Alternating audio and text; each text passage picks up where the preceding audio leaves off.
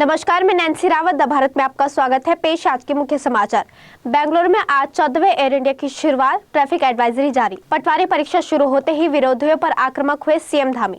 आज महिला आईपीएल के पहले सीजन की नीलामी 15 देशों के 409 खिलाड़ी ऑक्शन का होंगे हिस्सा। अब खबर विस्तार से। केंद्रीय मंत्री पशुपति कुमार पारस ने रविवार को जोर देकर कहा कि वह अपने बड़े भाई और दिवंगत नेता रामविलास पासवान के राजनीतिक उत्तराधिकारी हैं, जबकि उनके बेटे चिराग पासवान केवल दिवंगत भाई की संपत्ति पर दावा कर सकते हैं।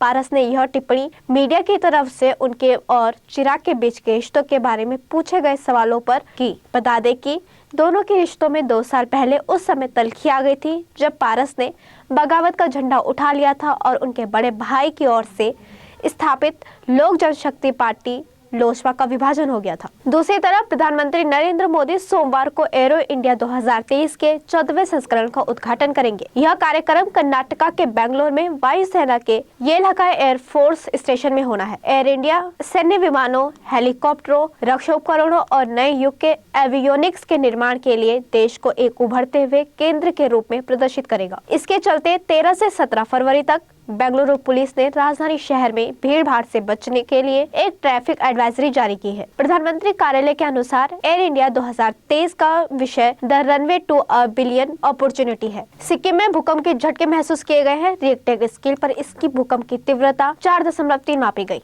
राष्ट्रीय भूकंप विज्ञान केंद्र के मुताबिक भूकंप के झटके सोमवार को सुबह करीब 4:15 में महसूस किए गए। इससे पहले रविवार को असम के नौगांव में 4.0 तीव्रता का भूकंप आया था। यह दोपहर में 4:18 पर 10 किलोमीटर की गहराई में आया। रिपोर्ट के मुताबिक बांग्लादेश, भारत और भूटान के कुछ हिस्सों में भी भूकंप के झटके महसूस हुए। खबरों में आगे बढ़ते हुए बात करेंगे अंतर्राष्ट्रीय खबरों की। अमेरिका के आसमान में फ्लाइंग ऑब्जेक्ट दिखने का मामला नहीं थम रहा। अमेरिका ने रविवार को एक और फ्लाइंग ऑब्जेक्ट को मार गिराया। मीडिया रिपोर्ट के मुताबिक flying object America Canada border के ऊपर देखा गया। अमेरिकी सेना के फाइटर जेट ने राष्ट्रपति जो बाइडेन के आदेश के बाद फाइटर जेट से निशाना बनाया और मार गिराया। पिछले एक हफ्ते के अंदर अमेरिका और कनाडा के आसमान में अज्ञात फ्लाइंग ऑब्जेक्ट दिखने का ये चौथा मामला है। इससे पहले कनाडा ने अमेरिकी विमान की मदद से एक फ्लाइंग ऑब्जेक्ट को मार गिराया था। दूसरी तरफ तुर्की और सीरिया में आए विनाशकारी भूकंप ने दोनों देशों को बुरी तरीके से बर्बाद कर दिया। भूकंप की वजह से आए दिन नुकसान ने देश की सरकार को बड़ी मुसीबत में डाल दिया। तुर्की और सीरिया में भूकंप की वजह से अब तक 33,000 लोगों की मौत हो चुकी है। वहीं हजारों की संख्या में लोग घायल हुए। तुर्की और सीरिया में युद्ध स्तर पर बचाव कार्य चल रहा है। इस बीच तुर्की एयरलाइंस और तुर्की में पेगासस एयरलाइंस ने रविवार 12 फरवरी को भूकंप प्रभावित क्षेत्रों से इस्तांबुल, अंकारा, एंटालिया और दूसरे सुरक्षित जगहों पर जाने के लिए फ्री टिकट देने का ऐलान किया। अब वक्त एक छोटे से ब्रेक का, फिर लौटेंगे। ITM हमारा, इसमें बहती ज्ञान की गंगा है, इसमें रहती प्रेम की यमुना है, सिद्धांतों का उच्च हिमालय है, भक्ति सिखाता एक तिरंगा है, गुरुकुल जैसा प्यारा ये ITM हमारा, सच्चे सपनों सा प्यारा ये ITM हमारा, ITM हमारा, ये इंस्टीट्यूट हमारा, सच्चे सपनों सा प्यारा ये ITM हमारा, ITM हमारा, ये इंस्टीट्यूट हमारा, सच्चे सपनों सा प्यारा ये ITM हमारा। ब्रेक के बाद एक बार फिर से खबरों में आपका स्वागत है।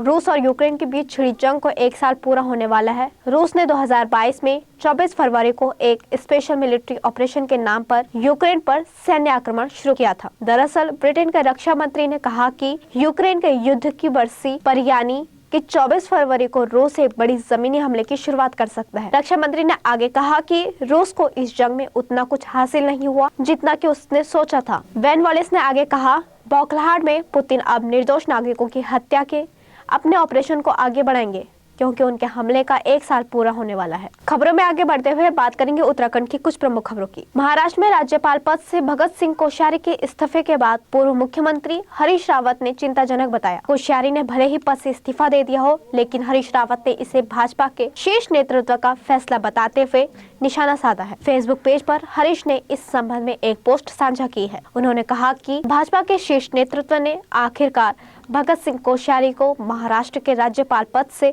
हटा ही दिया। हरीश ने रमेश पोखरियाल निशंक का भी जिक्र किया है। दूसरी तरफ उत्तराखंड में रविवार को पटवारी परीक्षा शुरू होते ही मुख्यमंत्री धामी विरोधियों पर जमकर बरसे। इस दौरान उन्होंने जनता से कई सवाल पूछे। उन्होंने पूछा कि उत्तराखंड के 22 सालों के इतिहास में किसी मुख्यमंत्री ने नकल माफिया को जेल में डाला क्या? नकल माफिया की गर्दन पर हाथ डालने का काम किसने किया? उन्होंने कहा कि मुझे मालूम था कि जो निर्णय ले रहा हूँ उससे एक नहीं कई लोग जेल जाएंगे। इधर popular reality show big boss season 16 को अपना विनर मिल चुका है। भारी वोट के साथ MC स्टैन ने प्रियंका चहर चौधरी और अजीज दोस्त शिव ठाकरे को भी पीछे कर दिया। स्टैन की बिग बॉस की जर्नी रोलर कोस्टर जैसी रही। वह रोए, उदास और डिप्रेस हुए, वॉलंटरी एग्जिट तक लेने का फैसला लिया, लेकिन आखिर के कुछ हफ्तों में उनकी एक्टिव पर्सनैलिटी ने पूरा खेल बदल दिया। इधर लंबे इंतजार के बाद आखिरकार महिला प्रीमियर लीग के लिए पहली नीलामी आज होने जा रही है। मुंबई के जियो वर्ल्ड कन्वेंशन सेंटर में दोपहर 2:30 पर ऑक्शन शुरू होगा।